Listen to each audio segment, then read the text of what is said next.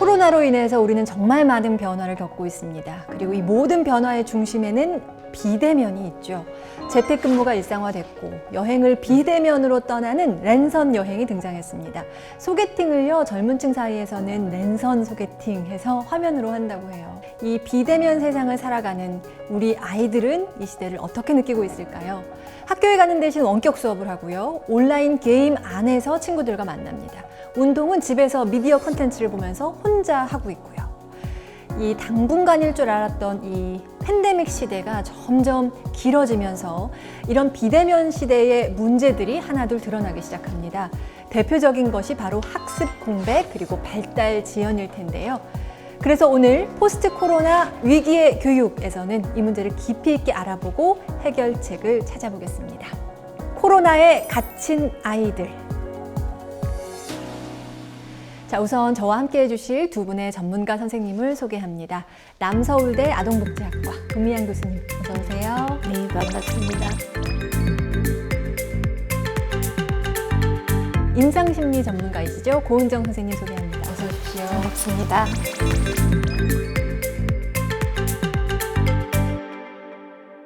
우리가 지난 시간에도 여러 이야기를 나눴는데 오늘은 좀 다른 주제로 한번 또 이야기를 나눠보겠습니다.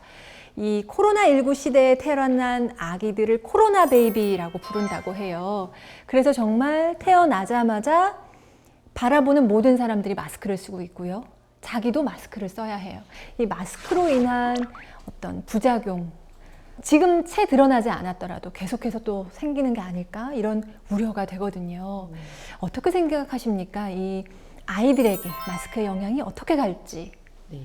아이들의 어떤 발달 측면에서 보면 네. 언어적으로 아이들은 모방을 통해서 엄마가 말하는 이 입모양 이런 것들을 통해서 교감하죠. 네. 예를 들어 우리가 아주 어린 영아들은 아기가 하면 엄마도 하고 이렇게 옹알이를 하면 받아주잖아요. 네.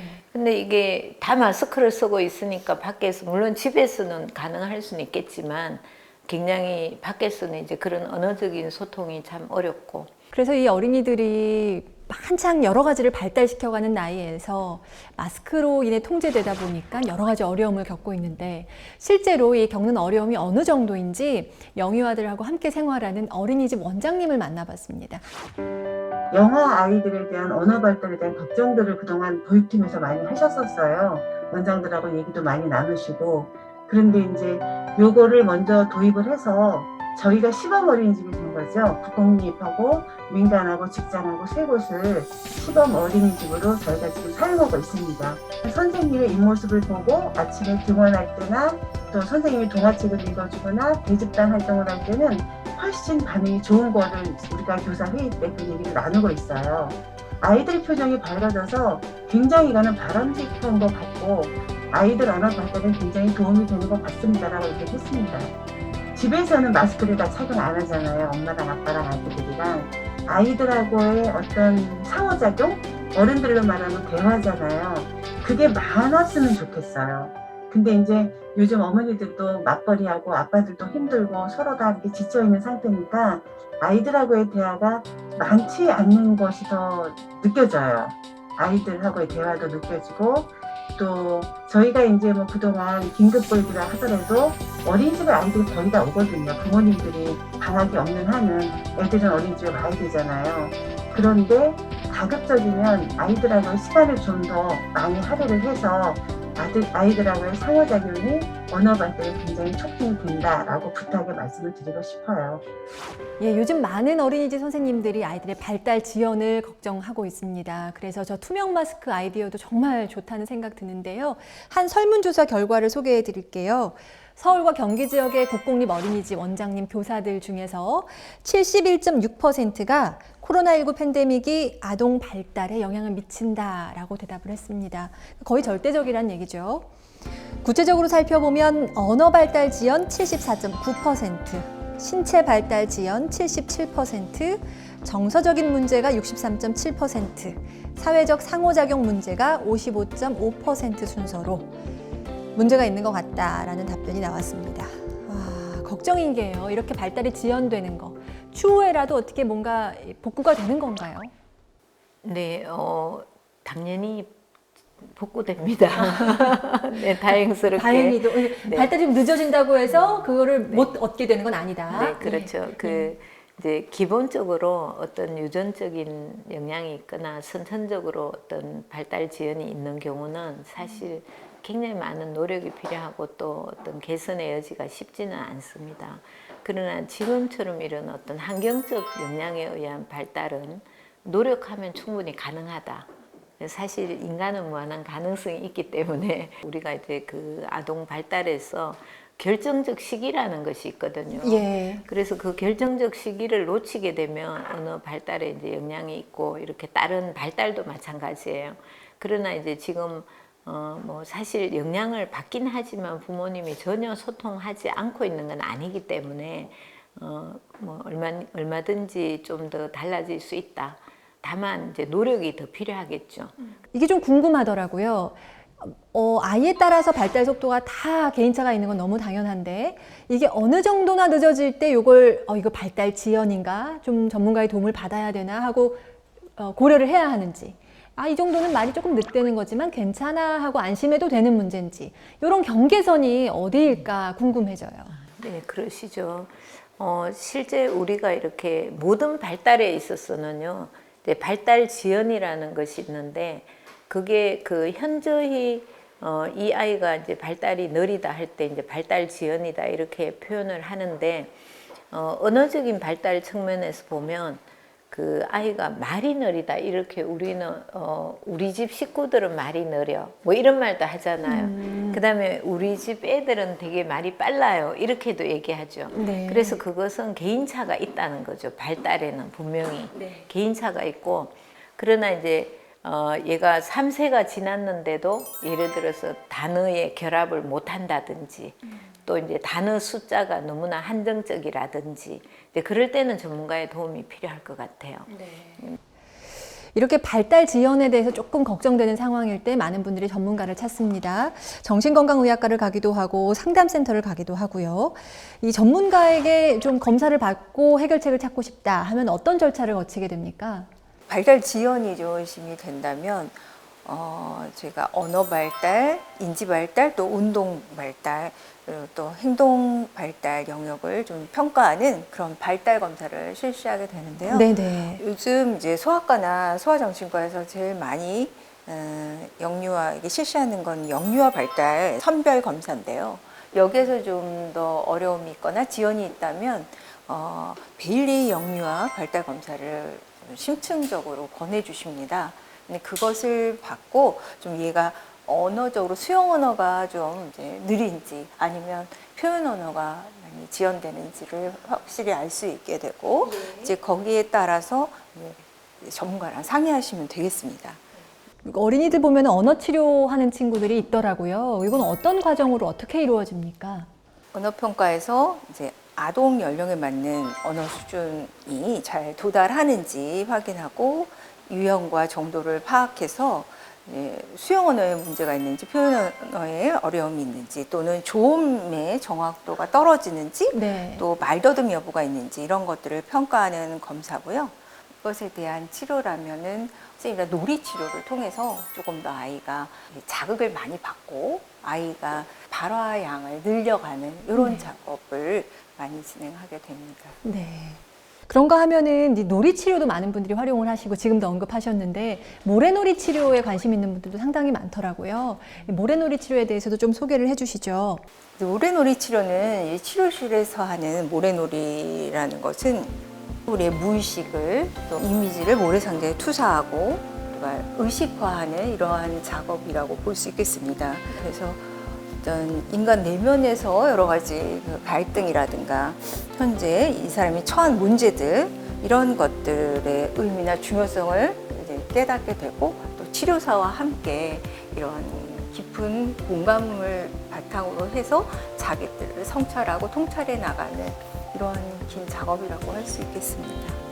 아이들이 이제 언어 표현이 좀 부족하다 보니까 아무래도 놀이를 통한, 모래놀이를 통한 뭐 스트레스 해소며 자기가 말로 잘 안 되는 것을 그냥 손으로 이것저것 뭐 만져보고 느껴보고 하는 것에서 이제 조금 도움을 받을 수 있지 않나 하는 생각이 들어요. 우리가 이제 언어 발달 지연에 대해서도 이야기를 나눠봤는데 이제 신체 발달 지연으로 좀 가보겠습니다. 지난 시간에도 확진자들이 너무 많다. 그 이야기를 하기도 했는데 아이들도 확실히 제가 느끼기에도 확실히 신체 활동이 줄더라고요. 그래서 어떻게 하면 아이들이 좀 더 몸을 많이 움직일 수 있게 해줄까? 이런 고민도 참 많이 하게 되거든요. 비록 코로나 시대이긴 하지만 조금 바깥으로 나갈 수 있으면 나가면 좋겠다. 그 바깥이라는 것이 되게 멀리 어디를 간다는 게 아니고 동네를 그리고 또 줄넘기 이런 것도 아이와 함께 바깥에 그러니까 꼭 집에서 할 수 있는 것도 있지만 집 문 앞에 좀 가까이 나왔어도 할 수 있겠다 이런 생각이 들고요. 그리고 이제 집에서 만약에 한다 하면 사실 이 신체 발달에 도움이 이제 그 엄마가 소통할 때는 주로 언어 발달에 영향을 많이 미쳐요. 왜냐하면 엄마는 언어적으로 이 대화를 많이 하기 때문에 근데 아빠는 놀이를 하라 하면 신체적으로 많이 하거든요. 그래서 이 신체 발달에 도움을 더 줄 수 있는 사람은 사실은 아빠예요. 최근에 이 코로나19가 영유아의 두뇌 발달에도 영향을 준다. 이런 연구 결과가 발표돼서 주목을 받았습니다. 코로나19 발생 전 10년간 생후 3개월에서 3세 아이 사이 평균 지능지수 점수가 100점 정도였다고 하는데 이번 연구에서는 코로나 대유행 기간에 태어난 아이들의 평균 점수는 78점으로 떨어졌다. 이 연구가 좀 충격적으로 다가오는 것 같아요. 집에서 지내는 시간이 길어지면서 외부와의 상호작용이 줄어든 게 큰 영향을 미치지 않았겠느냐 이런 분석들이 나오거든요. 어떻게 생각하세요? 한 그 미국의 굉장히 우수한 고등학교에서 한 실험 연구 결과를 보면 아침에 공부를 시작하기 전에 한 30분 정도 운동을 했대요. 근데 그 운동을 굉장히 숨이 가쁘게 막 이렇게 그래서 뇌에 자극이 일어날 정도로 그렇게 했더니 뇌가 활성화되었다. 네, 그런 연구 결과가 그래서 결국 그것이 학습을 집중하게 하고 인지 능력을 더 향상시키게 만들고 그래서 좋은 성적으로 이제 이어졌다는 거죠. 네, 숨가쁘게 운동해 본 적이 언젠가 한번 생각하게 되네요. 예, 그런가 하면 아무래도 엄마랑 함께하는 시간이 길어지는 게 오히려 늘 같이 붙어 있다 보니까 분리불안을 유발하기도 한다 이런 얘기가 생겼어요. 그래서 이거에 대해서 좀 여쭤보고 싶었습니다. 고 선생님, 분리불안 어떤 증상, 어떤 행동으로 드러나나요? 우리도 계속 이렇게 집에만 있다가 모처럼 이제 사회생활을 하거나 친구를 만나러 이렇게 모임에 가거나 이런 굉장히 좀 쑥스럽고 당황되는 경험들이 있는데 아이들도 이렇게 계속 엄마랑 붙어 있다가 어디 다른 곳을 가야 할 때 굉장히 어색하고 이제 분리를 겪게 될 때 힘들어하면서 부모님을 이제 쫓아다니고 되거나 아니면 부모님이 계속 어디 있냐고 확인하고 자기도 이제 학교 가거나 또 학원 가고 이런 것조차 두려워하면서 자꾸 생활 반경을 엄마로 좁히는 이런 양상인데요. 저는 분리불안이 단순히 영유아들에게 나타나는 현상 뭐 이렇게만 생각했는데 아동기 아이들에게도 이런 식으로 증상이 나타날 수 있다는 거. 이건 어떤 식으로 이제 접근을 해서 치료를 할 수 있을까요? 그래서 정서적 안정감을 찾게 해주는 것이 중요한데 어떤 경우에는 이제 이 분리불안이 엄마가 상당히 우울해서 오는 경우도 있거든요. 그래서 심리검사를 반드시 해야 되는 거는 아이의 요소가 아니라 엄마의 요소. 엄마가 불안하고 우울하면서 엄마가 이제 딴 생각, 아이와 함께 있음에도 불구하고 엄마가 이렇게 존재가 잘 안 느껴지고 이럴 때는 막연한 불안감에 시달리게 되고 자꾸 엄마를 찾게 되고 엄마의 존재를 확인하려고 하고 이런 양상으로 나타납니다. 그러니까 엄마와 물리적으로 분리되어 있는 것도 아이에게 충격을 주지만 정서적으로 분리되어 있는 상황도 아이는 똑같이 위험 상황으로 느낄 수가 있는 거군요. 맞습니다. 네. 자, 우리 이번에는 우리 아동기 어린이들에 대해서 좀 초점을 맞춰서 이야기를 해볼게요. 학교 생활을 해야 하는데 제대로 하지 못하는 데 있어서 오는 문제점도 상당히 많다고 합니다. 우리 초등학교 1학년 한 학생의 일상을 통해서 자세히 한번 살펴보죠. 초등학교 형제가 사는 집을 찾았습니다.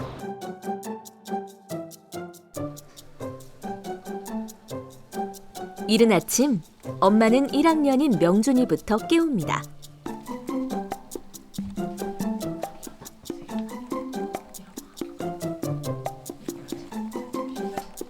출근을 위해 준비가 한창인 엄마. 늘 이렇게 바쁜 하루가 시작됩니다. 저 큰아이는 등교를 하다가 안 하다가 막 그러고 작은 아이는 계속 등교하고 이래서 학습에도 문제가 있고 돌봐줄 사람이 없어서 엄마, 친정엄마한테 막 도움도 받아야 되고 해가지고 많이 힘들죠. 명준이네 가족을 소개합니다. 엄마, 아빠와 외할머니, 그리고 초등학교 5학년인 형까지 모두 5식구. 외할머니는 직장에 다니는 엄마를 대신해 형제를 돌봐주고 있습니다. 한편 오늘 학교에 안 가는 형은 아직 한밤중입니다. 출근과 등교가 겹치는 시간. 외할머니는 부쩍 추워진 날씨에 따뜻한 옷을 단단히 챙깁니다. 누나 엄마 간다. 갔다 올게. 이제 명준이도 나가야 할 시간입니다. 지 엄마가 저쪽 집 살 때는 아침부터 태워다 줬는데 시방하게 집 학교가 가까우니까 잘 가요. 혼자서 등교하는 명준이.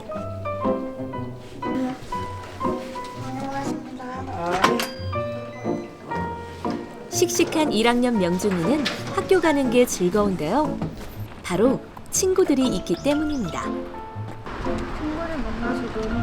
어느새 2학기도 절반을 지나고 있지만 학교 생활이 많이 부족한 아이들. 1학년에겐 아직 모든 것이 재밌습니다. 한편 초등학교 5학년인 형은 온라인 수업을 준비합니다. 9시에 시작하는 거야. 미리 접속해놓고 친구들을 기다리는데요. 잠시 지루할 때면 게임 영상을 봅니다. 온라인 수업이 시작되면 외할머니는 그동안 한숨 돌리며 쉴 수 있습니다.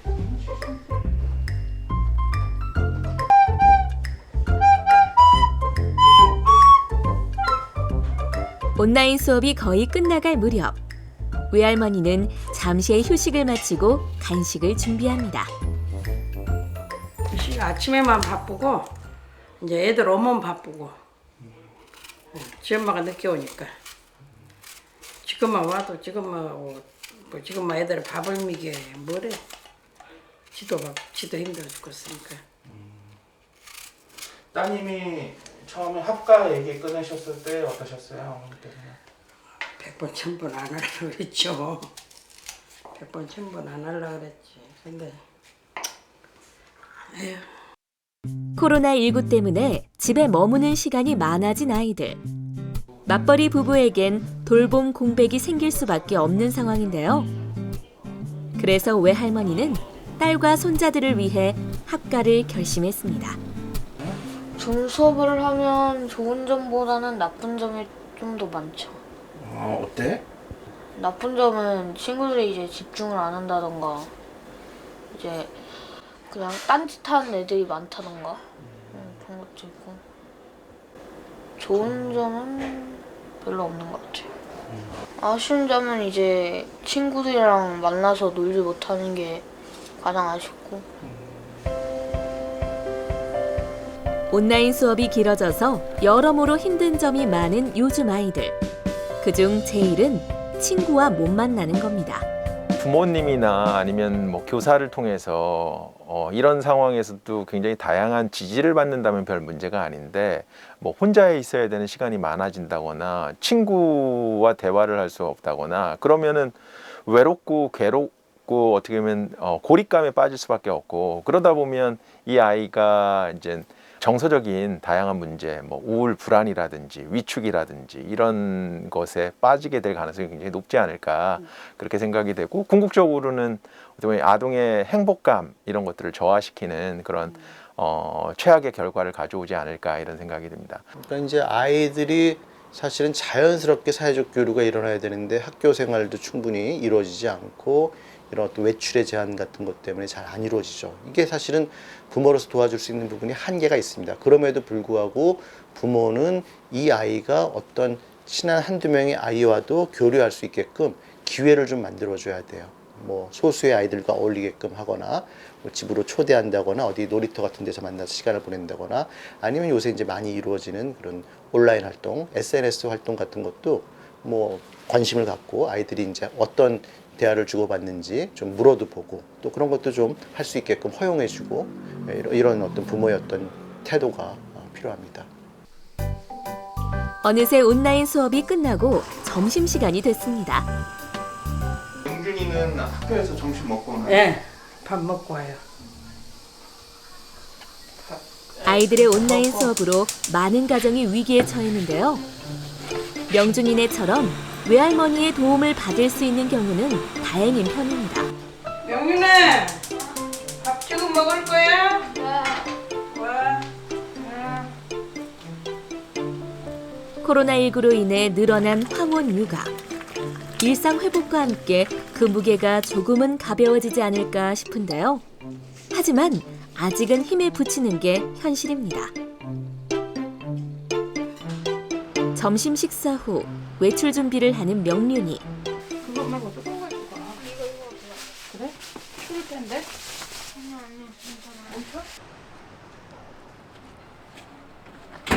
알고 보니 공부방에 갈 시간이라고 하네요. 그럼 명준이는 학교 끝나고 바로 예. 공부방으로 가는 거예요? 예.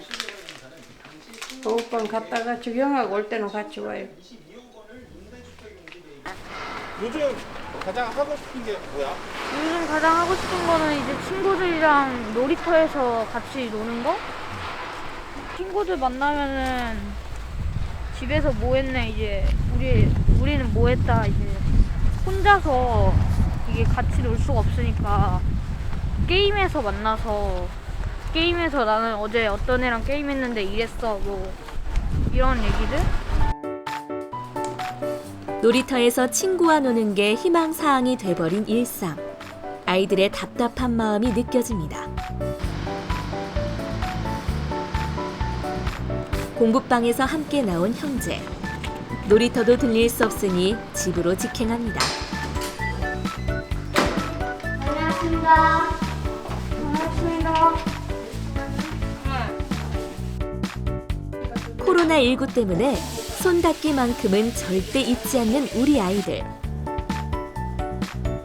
이제 각자 숙제할 시간인데요. 누가 시키지 않아도 알아서 척척하는 모습이 대견하네요.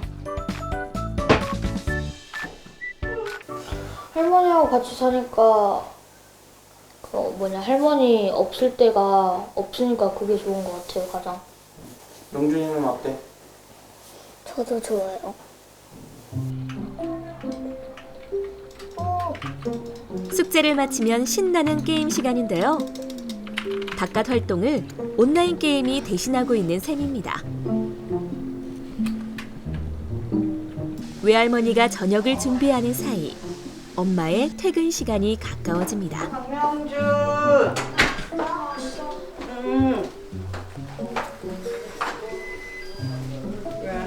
알았어? 뭐하니? 강명준. 너 뭐해? 아 맞잖아. 맞아. 그래? 알았어. 엄마 손 씻고 올게. 퇴근을 해도 바쁜 엄마. 아이들 챙길 생각에 마음이 급합니다. 차가워. 왜 이렇게 차지? 1일 정도만 더 하는 거잖아. 이것만. 어머니 퇴근하시자마자 아이들 공부부터 봐주시네요. 아니. 애들 매일매일 숙제가 있어가지고 봐줘야 돼요. 작년에 코로나 때문에 계속 집에만 있었죠. 그래서 유치원을 못 가서 솔직히 조금 부족하게 형보다는 준비가 덜 된 상황으로 입학을 했어요. 정말로 기초적인 건데 아이들이 정말 줄넘기도 못해요. 외부 활동을 못하다 보니까 신체 활동이 너무 많이 떨어져서 줄넘기도 못하고 학교에서도 지금 체육 활동 거의 못하고 있고 외부 활동이 안 되다 보니까 나는 아예 못하잖아. 맞아. 운동을 못해요. 사교육 프로그램 이용에 변화가 있습니까? 라고 저희가 학부모님들께 여쭤봤어요. 했더니 학부모들의 절반 이상 55.1% 이상이 사교육 프로 이용에 저희가 변화가 있었어요 라고 답변을 하셨고요. 그 중에 첫 번째가 엄마표 사교육이 전 늘었어요 라고 답변을 해주셨고, 그 중에 두 번째가 그 스마트 기기를 활용한 온라인 플랫폼을 활용한 그 온라인 사교육이 굉장히 많이 늘었다라고 답변을 해주셨어요. 그래서 가정에서 엄마표 사교육 늘어나고 온라인 사교육 늘어났으면 오프라인 사교육은 좀 줄지 않았을까? 이런 추측이 조심스럽게 나왔었는데 막상 뚜껑을 열어보니 그게 아니었더라고요. 그러니까 올해 그 2019년과 2020년 사이에 그 반일제 유아 대상 영어 학원이 얼마나 늘었느냐를 조사를 해봤는데 전체적으로 늘었더라고요. 오히려 폐업을 하는 거 아니냐라고 했었는데 학원은 오히려 는 거예요. 그 영어 학원은. 이런 것들을 볼 때 그 보건 당국의 그 감염병 취약한 어떤 상황들을 역이용해서 유치원들을 강제 휴원을 할 때 이 학원은 종일 돌봄이 가능하거든요. 이런 상황들이 이제 학부모님들에게 좀 더 이것을 이용하게끔 하는 원인 제공을 하지 않았나 그런 생각이 들고요. 이번엔 큰아이의 숙제를 볼 차례. 내년이면 6학년이라 더욱더 공부에 신경이 쓰입니다.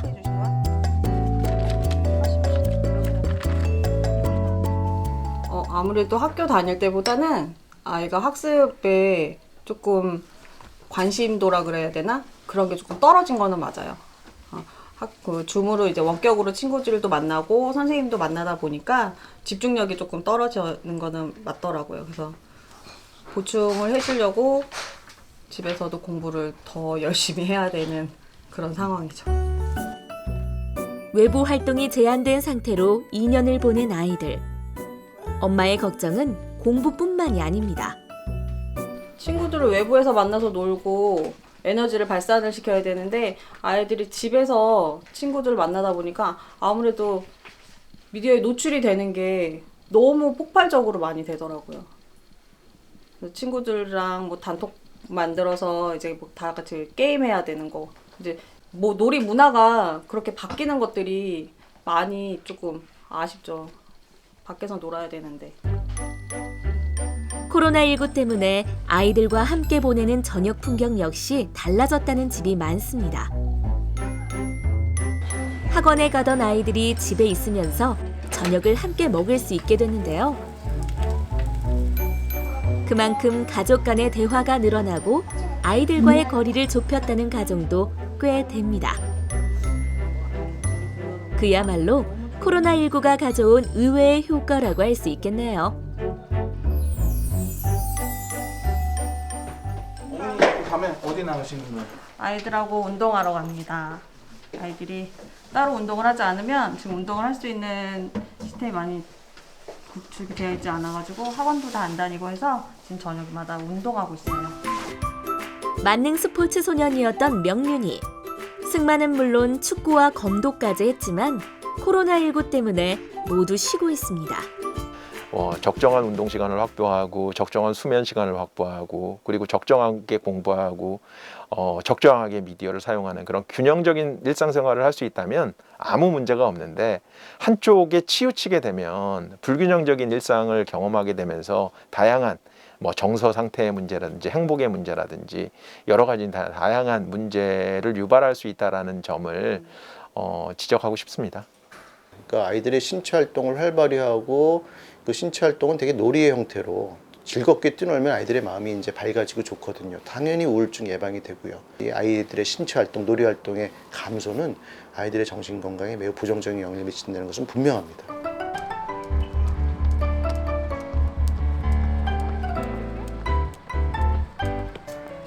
운동을 쉬면서 체중이 꽤 많이 늘어난 상태.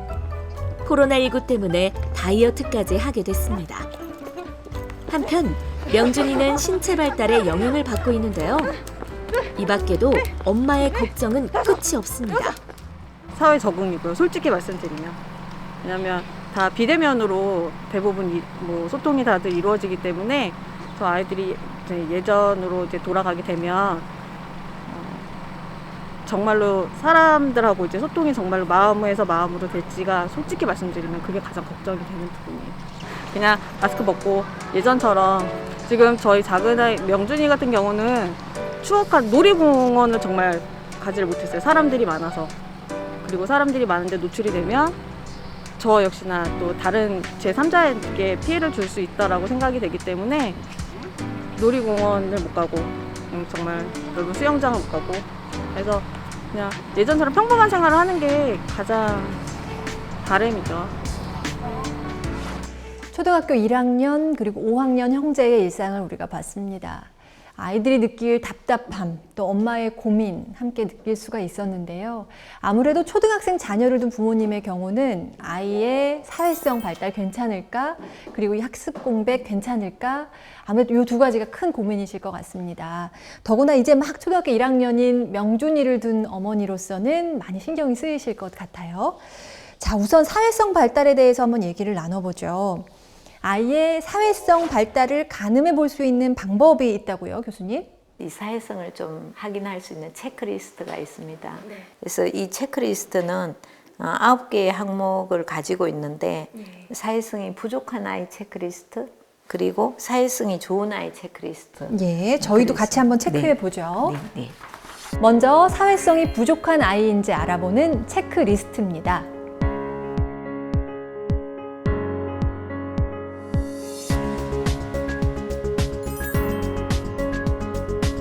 이번엔 사회성이 좋은 아이인지 알아보는 체크리스트입니다.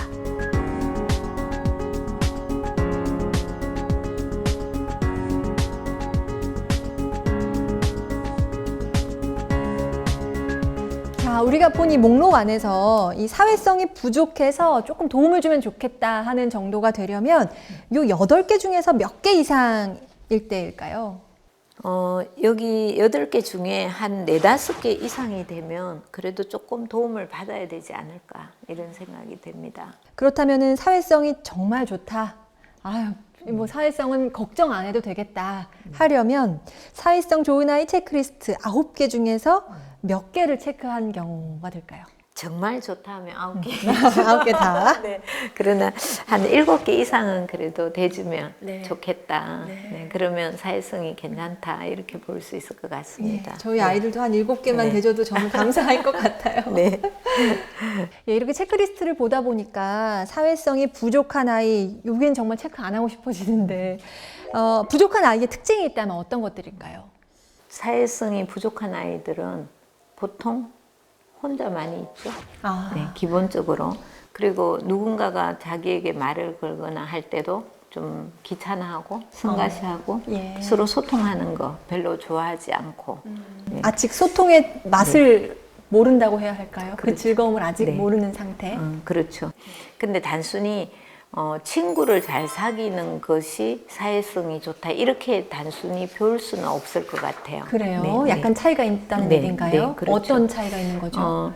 타인에게 공감하는 능력이 좀 더 우수한 아이들, 그래서 다른 사람의 마음을 배려하고 협동하고 그런 아이들이 좀 더 사회성이 좋다 이렇게 말할 수 있을 것 같습니다. 근데 이렇게 사회성이 좋으면 자연스럽게 친구들도 좋아하니까 친구 관계도 풍부하고 원활할 수밖에 없을 것 같고요. 네, 결과론적으로 그렇습니다. 예. 우리가 잘 아는 축구 선수 중에 박지성 선수가 있잖아요. 그분이 사회 공감 능력 점수가 굉장히 높대요. 네, 사회 정서 발달 점수가. 사회 공감 능력, 사회 정서 발달이 잘 되면 운동도 잘하게 되는 건가요? 네. 그래서 사실 그 분이 이렇게 선수 생활하면서도 크게 뭐 이렇게 문제가 있거나 뭐 어떤 해외에 가서 무슨 그런 이제 선수들 중에도 그런 게 많잖아요. 근데 별로 이제 그런 게 없어요. 그렇죠. 그래서 많은 분들이 그 박지성 선수가 성공한 요인 중에는 그 사람의 어떤 그런 사회 정서 능력에 대한 것이 굉장히 그 지각 능력이 높기 때문이다 이렇게 해석하는 경우도 많거든요. 네. 그건 뭐냐면 여러 사람과 팀원을 함께 해서 인내력이라든지 자기 절제 능력이라든지 다른 사람을 배려하거나 이런 것들이 높으면 결국 사회생활을 잘하게 되는 거잖아요. 네, 그리고 이제 좋은 역량으로 발휘되게 되는 거죠, 자기를. 네, 그래서 이제 그런 것들을 생각할 때 이 공감 능력은 굉장히 중요한데 다만 우리가 그렇게 실제 공감 능력을 발휘한다는 게 쉽지는 않습니다. 근데 이제 누구 특정 누군가가 못하는 게 아니라 제가 볼 때는 한국 사람이 다 못해요. 죄송하지만. 자, 이렇게 사회성 문제가 크게 부각된 게 예전이었다면은 학교 생활하면서 아이들하고 부딪혀가면서 갈등 해소하고 이러면서 좀 저절로 길러지는 면이 있었다면 지금은 이제 그게 또 차단되니까 우리가 가정에서 좀 길러줘야겠다 이런 생각을 하게 되는 건데 나이대별로 사회성에 중점을 두어야 되는 부분이 좀 다르다고 들었습니다. 초등학생의 경우에는 어떤가요? 1학년에 가장 급선무는 학교 생활에서 잘 적응하고 친구들과의 규칙을 잘 지키면서 이제 친구를 사귀고 이렇게 여러 가지 공교육에 이제 적응하는 것이 가장 좀 어려운 문제인데 사실 이 선생님께서 이제 도 교수님께서 말씀하신 것처럼 사회성이라는 것이 핵심 영역이 있는 것 같아요. 그래서 전 학년을 좀 관통할 수 있는 그런 핵심 요건이라면 첫째로 이제 자기 마음을 누군가와 나누기 위해서는 일단 좀 긍정적인 어떤 사람에 대한 믿음이라든가 또는 애착의 안정성, 이러한 정서적인 안정 이런 것들이 일단 최우선으로 이제 구비되어야 되고요. 아이와 좋은 관계를 맺고 좀 안정된 그런 환경을 조성하면서 엄마와의 관계가 잘 형성이 되었다면 큰 어려움은 없을 거라고 보여집니다. 원격 수업이 장기화되면서 많은 분들이 우려하는 게 학습 공백 그리고 학습 격차 문제입니다. 예전에도 뭐 물론 격차가 있었죠. 잘하는 아이, 못하는 아이 분명히 차이가 있는 건데 이 장기적인 코로나 사태 때문에 격차가 너무 커졌다. 맞벌이 가정의 경우에는 또 아이가 스스로 해야 되는 시간이 더 길어지고 하면서 이게 교묘하게 또 부유계층과 취약계층, 약간 경제적인 문제로도 연결이 돼서 관리를 받는 어린이, 학생, 혹은 잘 케어가 안 된 취약계층 학생들 이런 식으로 양극화가 생겼다 이런 이야기를 많이 하거든요. 어떻게 보십니까, 교수님? 제가 생각해도 정말 양극화가 심화되는 것 같아요. 부유층들은 나름 이제 학교에 안 가더라도 자기가 이제 사교육을 통해서 뭐 학원을 다니거나 아니면 개인 과외를 받건 어쨌든 보충이 가능하겠죠.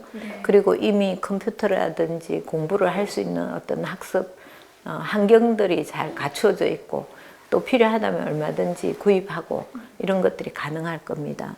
그런데 저소득층의 경우에는 자기가 이제 스스로 해야 되는데 특히 이제 그 가정이 조성 가정이거나 그런 경우에는 할머니가 못 해줘요. 온라인은 어떻게 해야 되는지도 모르고, 뭐 카메라를 켜야 되면 어떻게 켜야 되는지도 모르고, 그걸 서포트해 줄 수 있는 어떤 부모라든지 그 능력이 없는 사람은 더 힘들고, 또 기기가 없는 집도 힘들고, 이제 그러다 보니까 이 교육 격차가 굉장히 크게 벌어지는 현상이 나타났습니다.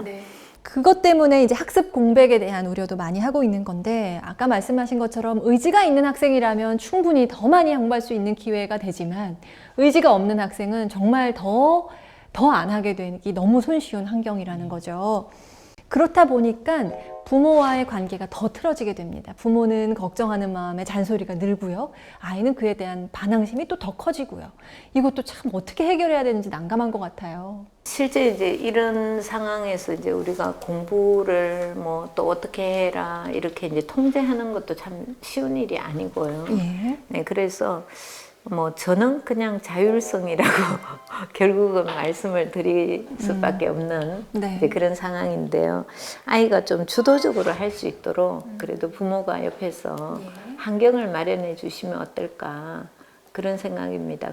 우리가 공부를 하는 것에 대한 궁극적인 목적 이런 걸 아이가 스스로 좀 찾아낼 수 있도록 대화를 통해서 좀 같이 찾아가면 좋겠는데 이게 참 이상적인 얘기입니다만 현장에서는 현실 장면에서는 아이의 공부에 대한 흥미를 키워주고 자발성을 키워주고 자율성을 존중해주고 이런 게 모든 엄마의 꿈입니다만 참 쉽지가 않습니다. 요즘에 많은 분들이 홈스쿨링에 관심을 갖고 계십니다. 코로나19가 되면서 학원에 보내기도 조금 부담스럽고 걱정되고 이런 마음에 내가 좀 이왕지사 이렇게 된 거 함께 아이와 공부 좀 해보자 하다가 아이와 오히려 갈등을 빚는 경우도 상당히 많아지는데 이에 대해서도 좀 조언을 해주신다면요.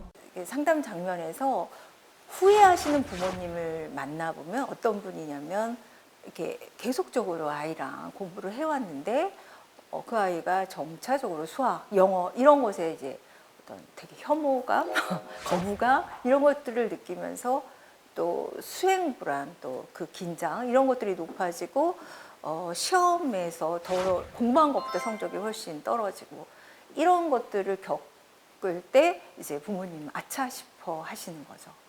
절대로 아이에게 좀 무리한 것들을 또 강요하지 않고 늘 체크해주고 아이가 뭐가 힘든지 이것들을 아이도 한두 번은 엄마 아빠한테 했을 거란 말이죠. 그러나 그것을 그냥 중고등학생이니까 수학은 어려우니까 언젠가는 뭐 얘가 받아들이겠지 하면서 넘겼던 이러한 것들을 이제 부모님이 후회하시면서 이러한 것의 이제 원인을 찾게 되었는데 이럴 때 우리가 항상 조심하고 우리 자신이 가르치는 건 저는 절대로 하지 말라고 합니다. 정말 자제력이 있어서 내가 좀 열이 날 것 같아 지금 증기가 올라오고 있어 이럴 때 이제 아이에게 오늘 그만 여기까지 하고 밖으로 나갈 수 있는 이런 엄마 아빠라면 하시라고 해요.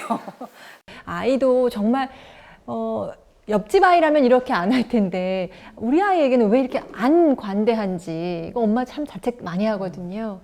그냥 이왕이면은 그런 자책의 상황을 안 만드는 쪽으로 다른 자원을 가용하는 걸로 이렇게 결론을 내야 될 것 같고요. 그렇다면 우리가 학습에 있어서 도와줄 수 있는 게 뭘까 생각을 한다면 아이가 스스로 할 수 있게 우리가 여러 장치를 마련해주고 그리고 정서적으로 지지해주는 거. 그럴 때 우리가 칭찬을 많이 활용하잖아요. 칭찬도 좋은 칭찬과 나쁜 칭찬이 있다면서요. 칭찬도 그래서 앞에 맥락하고 같이 연결이 되는데요. 칭찬도 많이 하면 독이 된다 뭐 이런 얘기도 들으시잖아요. 그 이유가 뭐냐면 칭찬을 하는 건 좋은데 어떻게 칭찬하느냐가 되게 중요하거든요. 칭찬과 인정은 같은 맥락이지만 의미가 달라요. 그러니까 칭찬은 행동에 대해서 하는 거예요. 예를 들어 아이가 1등을 했다 하면 어머 진짜 잘했네. 이게 칭찬이에요. 그런데 인정은 뭐냐 하면 네가 그렇게 좋은 결과가 나오도록 꾸준히 성실히 최선을 다했어. 열심히 했어. 야 진짜 대단하구나. 정말로 멋지다. 이게 인정이에요.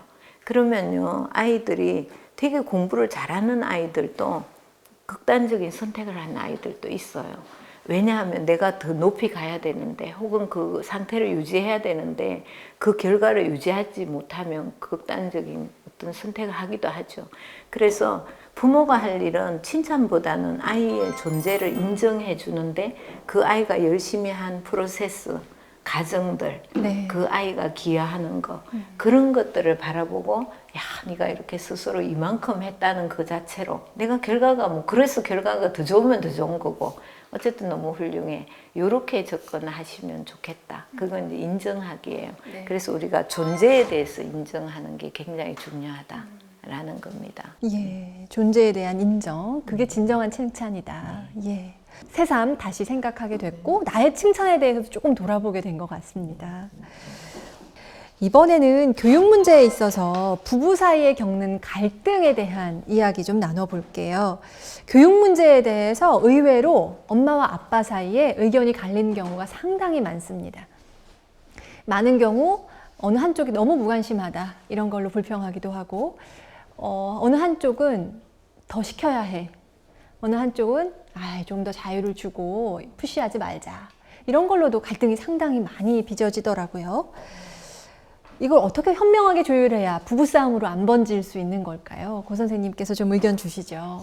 지금 이렇게 코로나19 이후로 이제 학습 격차가 굉장히 커지는 이런 상황에서 엄마 아빠의 의견이 안 맞고 이럴 경우에 사실 싸움이 날 경우가 많은데 이럴 경우 제가 본 좀 지혜로운 어머니는 이걸 좀 남편과 이제 상의를 해서 그것을 원하지 않을 때는 좀 아이를 딜레이 시키더라도 좀 기다렸다가 학교 선생님이 더 이상 얘가 좀 많이 우리 다른 아이들보다 늦고 좀 필요한 것들을 받아야 되고 또 종합 심리 검사도 받아야 되고 이렇다고 얘기를 하니까 이제 그때서야 아버님이 좀 수긍하고 막 고민을 하시다가 그러면 이제 너의 의견에 맡기겠다 하고 이제 부인에게 그런 주도권을 넘겼는데, 이렇게 이제 두 분이 충돌이 날 때는 공교육에 그 힘을 좀 빌어서 선생님이랄지 또는 이제 유치원 교사랄지 이런 분들의 의견을 계속 이야기하고 설득해서 결국은 좀 합의에 좀 다다르는 게 좀 바람직하지 않을까. 언제나 좀 아이를 키우는 것은 엄마 아빠의 이제 공동 협동 작품이라고 생각이 들어요. 그래서 한 사람만 너무 추월하지 않고 또 한 사람만 너무 이렇게 무관심하지 않고 자꾸 이 관심을 모으고 협조자로 좀 남편을 잘 얻어야 되지 않을까 이런 생각을 합니다. 그러니까 부부 사이에 교육 가치관이 다를 때 은근히 충돌이 참 많은데, 이럴 때 사실은 각자가 내가 옳다라고 강하게 생각하거든요. 그럴 땐 정말 제3자의 의견을, 전문가의 의견을 받아들일 수 있는 약간 열린 마음을 좀 갖는 게 필요하지 않나 생각이 듭니다. 이제는 우리 코로나 시대가 조금 다른 국면으로 접어들게 됩니다. 단계적으로 일상을 회복하면서 위드 코로나 이야기를 하고 있지요. 그래도 우리가 마스크 착용은 계속 이어나가야 하는 거고요. 우리 아이들이 이 계속되는 코로나 시대에 어떻게 더 원활한 생활을 이어나갈 수 있을지 우리가 좀 도움을 많이 줘야 할 것 같은데요. 우리 사회가 또 부모들이 어떤 노력을 더 기울이면 좋을지 두 분께 마지막 의견을 들어보겠습니다. 도 교수님 한 말씀 부탁드립니다. 위기는 기회다라고 이야기하잖아요. 그래서 이 코로나 시대는 우리가 함께 모여서 시간을 보내라는 신이 준 기회다 이렇게 생각합니다. 그래서 비록 힘들지만 이런 기회를 우리가 누려야 되겠다. 그래서 사실 저도 더 많이 요리하고 더 많이 아이와 함께하고 더 많이 집에 있게 됐거든요. 그래서 이런 시간이 다시 오지 않은 시간이라고 생각하시고 이 현재를 같이 좀 즐겁게 나누자. 우리가 어떤 바라보는 관점을 다르게 하면 그 상황들이 달리 보이거든요. 네, 그래서 그렇게 하셔서 잘 좀 극복해 나가시면 좋을 것 같습니다. 네. 감사합니다. 자, 고 선생님께도 마지막 얘기 듣겠습니다. 네, 지금까지 이제 학습 격차의 중요성을 이야기했는데, 이제 학교가 좀 정상화되면 무엇보다도 우선시 되는 것이 이제 학교 일상을 회복해야 하는데, 아이들이 이렇게 일주일 안 가고 일주일 가고 이러다가 이제 매일 가게 되거나 이렇게 되면 굉장히 버겁고 부담스럽고 이걸 또 다시 연습해야 하는 이러한 좀 상황이 올 것 같고요. 그런 연습 기간이 필요한 것 같아요. 아이들이 좀 더 자발적으로 학교를 잘 가기 위해서는 뭐 초등학생이든 중등이든 고등이든 학교가 무엇보다도 즐거운 곳이 되었으면 좋겠거든요. 근데 요즘 뭐 수련회도 안 가, 소풍도 안 가, 이런 것 속에서 정말 다 기쁨도 없고 즐거움도 없고 재미도 없고 이런 생활 속에서 하는데, 어떻게 하면 좀 학교가 재미있고 즐거운 곳이 될 수 있을까, 이런 것들을 좀 더 많이 연구하고 아이들의 이제 자기조절의 힘 이런 것들을 더 키워나가고 의지와 동기도 좀 부여할 수 있는 이런 기회들이 좀 많이 생겼으면 좋겠고요. 또 부모님도 좀 아이가 어떻게 잘 적응하는지, 또 학교 생활이 뭐가 어려운지, 이거 어떤 좀 도움을 줘야 될지 이런 것들 늘 끊임없이 좀 관심하고, 그래서 아이들이 학교에 다시 돌아가더라도 좀 잘 적응할 수 있는 연습 기간을 무난히 넘겨서 빨리 학교 생활이 좀 정상화됐으면 하고 바랍니다. 위드 코로나로 우리가 더 건강하게 나아가는 방법에 대해서도 함께 이야기 나눠봤습니다. 좋은 말씀 주신 도미양 교수님, 고은정 선생님 감사합니다. 포스트 코로나 위기의 교육, 오늘 여기서 마치겠습니다. 함께 해주신 여러분 고맙습니다.